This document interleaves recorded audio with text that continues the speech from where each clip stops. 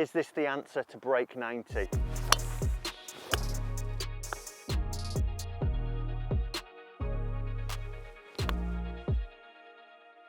I've been sent Wilson's brand new golf ball, the Triad, and instead of doing a normal review, I'm going to give you 5 tips on how this golf ball can help you break 90, because it's got some features in here that Wilson are saying are going to help you become a more consistent golfer and help you achieve your best scores ever.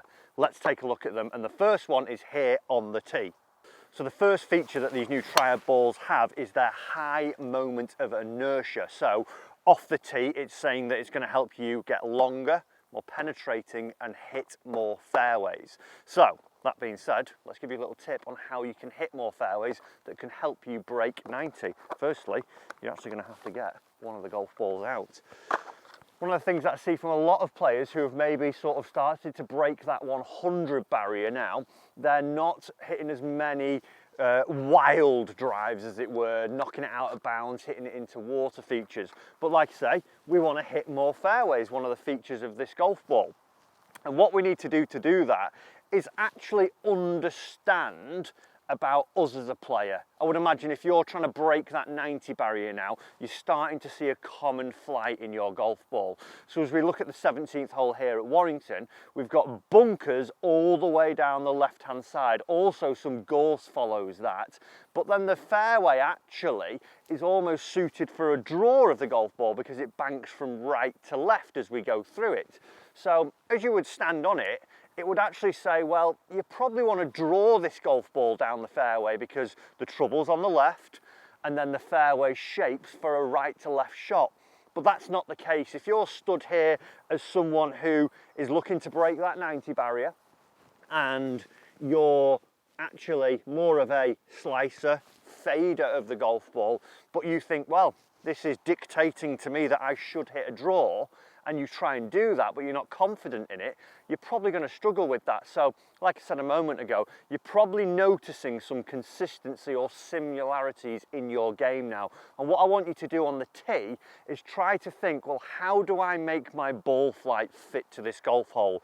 So for me here, the actual shot that I would want to hit, I'm actually going to have to aim just inside the edge of the bunkers, and then I'm going to try and fade it more to the right hand side of the fairway, because if I do that as well, one of the things that I am doing is playing away from the trouble. Again, if I tried to hit that draw shot that the hole maybe suggests, I'm actually turning it more towards the trouble, which is not what we want to do. We want to try and look at a golf hole and think, right, well, how does my ball flight fit to this?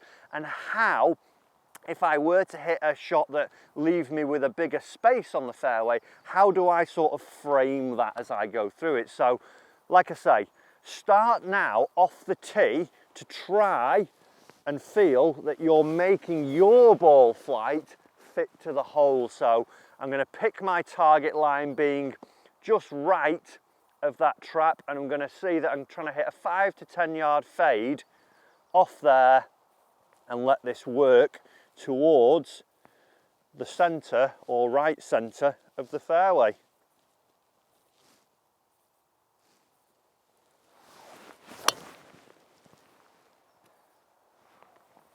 And it's cutting a bit, and it's gone down, and it looks like it's just on the right edge of the fairway, maybe running to the semi, but that is how we're going to use the high moment of inertia to try and help us find a few more fairways.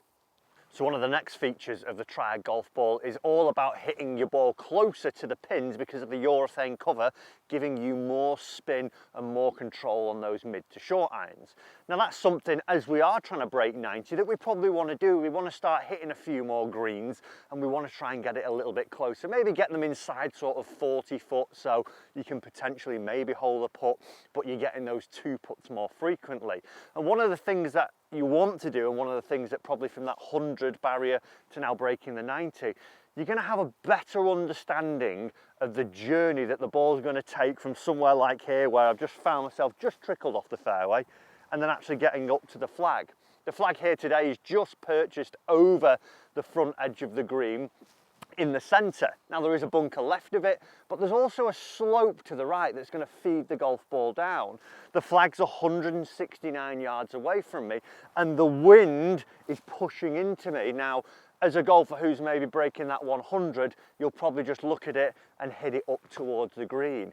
Now here, as someone who's trying to break 90, you've got to start thinking, well, how's this ball going to react when it lands? I want you to know how far you're going to carry it, but also what's going to happen when it lands and how much run will you get? Because where this flag is, with the slopes that we can see, what will happen is it's going to shoot a little bit left. So what I can do now is actually play a little bit more away from that trap that's on the left side of the green up to the right hand side and let the slope bring the golf ball back down towards the flag. So don't just aim at a flag, understand A, how far you're going to hit it, and then when it lands, what's going to happen? Is it going to run away from the flag? Is it going to run towards it? Is it going to stop quickly because you're hitting it into an upslope, a downslope? But if you can know that a little bit more, you'll be able to pick the right club and then get some shots that are actually getting closer to the flags, because you'll know that you're actually going to be able to equate for what happens as it lands. So let's give this one a little go. I've got 7-iron because it is quite a little bit into a wind here, so I can pop it up and I've got a little bit of room to go beyond the flag if I do get a really good one, but slightly left of it. And like I say, let the slope work it back towards my flag. And it's a nice strike up the right hand side, and as it lands, just bouncing down and trickles down the slope. And you know what? That was a nice little shot and it felt really nice off the club face there, all because of that urethane cover. Let's go and take a look at another thing that's going to help you start to break that 90 barrier. So one of the next things you need to do if you're starting to break that barrier is learn about your touch around the greens.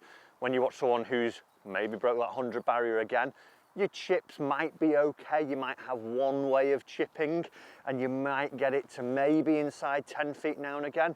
But someone who's starting to break 90 is really going to start to evolve their touch. And as we look up here now, you can see I've just placed 3 cones up on the green. And this is a great drill for if you're on your practice green at the golf club, or even if you're down at the driving range. But what someone who is trying to break that 90 barrier, or who is breaking the 90 barrier, will start to achieve more consistently is actually landing the golf ball where they want to when they chip, or very close to. It's not going to be perfect, but for me here on this chip that I face now, there's not loads of trouble in the way. It is quite undulated in terms of side to side, and it might be that you chip with your 60, you might chip with your 8-iron, you might chip with a pitching wedge, but what you want to be able to do is be able to land it where you want to. So with this 60, I'm going to try and land this up near my middle cone, so then I get my nice little bit of bite, little bit of spin, and it releases up towards my flag. Oh, and that's the perfect example there. We've actually hit the cone and it's gone shooting off. But that is one thing as well from the Triad golf ball. With this soft urethane cover, you've got the nice long distance off the tee, but around the green, you're starting to get that nice little bit of control and spin. So if you are able to land it where you want to and you figured out the slopes, the swales, the undulations, if you get the nice strike and you get it near your spot, bit like that one, we'll start to see that the golf ball will go somewhere towards where you want to. So if you're trying to break 90, maybe just go through that little ladder drill, that little exercise there. Put a few different landing spots out and try and control the golf ball to where you're trying to land it.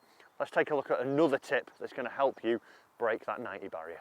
So one of the next features that the Triad golf ball has is having a balanced golf ball. The way they've produced this, they're saying that it's the most balanced golf ball that they've ever produced. So on putts, we should see that it rolls truer and goes to the hole more closely.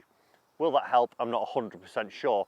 One of the things that you can do though, if you're starting to break that barrier of 90, is understand about where the golf ball is going to go in the hole. Now that might sound a little bit strange to you, but if you just come and have a look for me here, I've put 3 tee pegs down here.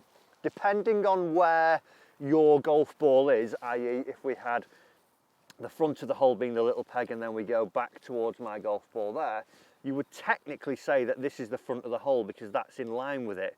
That's not quite the case. It's more here because of the slope and the undulation. So a lot of people I see who miss these short putts think, right, well, I'll stand behind the golf ball with the hole, then the ball is the intermediate target, and then me, and look at this and think, right, well, the little tee now is my front of the hole. Not quite the case. It's more in between those two tee pegs.